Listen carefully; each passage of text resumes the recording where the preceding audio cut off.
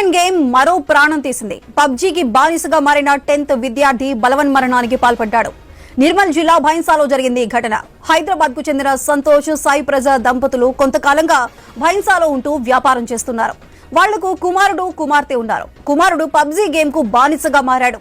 చదువును నిర్లక్ష్యం చేసి పాఠశాలకు వెళ్లకుండా ఇంట్లోనే ఉండిపోయాడు. తల్లిదండ్రులు అతన్ని మందలించారు. కుమారుడిలో మార్పు తెచ్చి చదువుపై దృష్టి పెట్టేలా ప్రయత్నాలు చేశారు.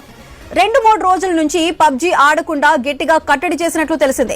డిప్రెషన్ కు లోనైన విద్యార్థి ఇంట్లో ఎవరూ లేని సమయంలో ఆత్మహత్యకు పాల్పడ్డాడు. చనిపోయాడు due to addiction of the PUBG. The main cause is only the PUBG. గత 5 months నుంచి అర్లీగా 1 hour ఆడేవాడు. గత 5 months నుంచి అవర్స్ పెంచుకుంటూ పోయి మోర్ దెన్ 10 hours పబ్జీ ఆడేవాడు. ఆ పబ్జీ ఆడడం వల్ల మన మానసిక స్థితి అంతా దెబ్బతిన్నది. అంటే మేము ఏం చెప్పినా కూడా ఇంటలేడు. లైక్ ఎర్లీ మార్నింగ్ లేవడం అనేది ఆపేశాడు. నిన్న మా 10th విద్యార్థి పబ్జీ గేమ్ కి బానిసై ఆత్మహత్య చేసుకున్న ఘటనకు సంబంధించి మరింత సమాచారం మా ప్రతినిధి శ్రీనివాస్ అందిస్తారు. శ్రీనివాస్, చెప్పండి. పబ్జీ గేమ్ బానిసగా మారిన విద్యార్థి అయితే ఇటు ఒక ప్రాణం తీసుకున్న విషాదకర ఘటన అయితే నిర్మల్ జిల్లా బైన్సపట్నంలో చోటు చేసుకుంది.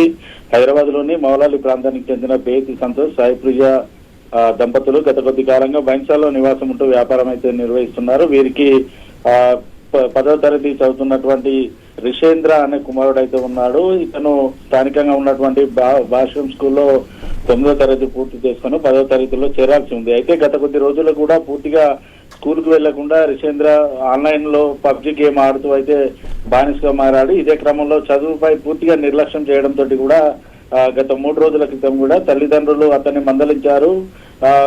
గేమ్ ఆడొద్దంటూ కూడా వారు హెచ్చరిక చేశారు. అయితే ఈ నేపథ్యంలో పబ్జీ బానిసగా మారిన రిషేష్ ఇంట్లో ఎవరు లేని సమయంలోనైతే ఉరివేసుకొని ఆత్మహత్యకైతే చేసుకున్న పరిస్థితులు అయితే ఉన్నాయి. దీంతో కుటుంబంలోనైతే విషాదం అయితే నెలకొంది. దాదాపుగా మనం నిత్యం చూస్తూనే ఉన్నాం ఆన్లైన్ గేమ్ల బారిన పడి ఇటు మృత్యువాత పడుతున్న ఘటనలు అయితే చూస్తున్నాం. ఖచ్చితంగా తల్లిదండ్రులు పిల్లలు ఏం చేస్తున్నారు, వాళ్ళు ఏ రకంగా ఉన్నారనేది కూడా పూర్తిగా వారిని ఎప్పటికప్పుడు కూడా పర్యవేక్షించాలంటూ కూడా డాక్టర్స్ కూడా చెప్తున్న పరిస్థితులు అయితే ఉన్నాయి. దాదాపుగా గత 3 రోజుల నుంచి కూడా పూర్తిగా డిప్రెషన్ కి లోనవ్వడంతో ఈ ఘటనకు రితేష్ పాల్పడినట్టుగానైతే ఇటు కుటుంబ సభ్యులు తెలుపుతున్నారు. సుధా.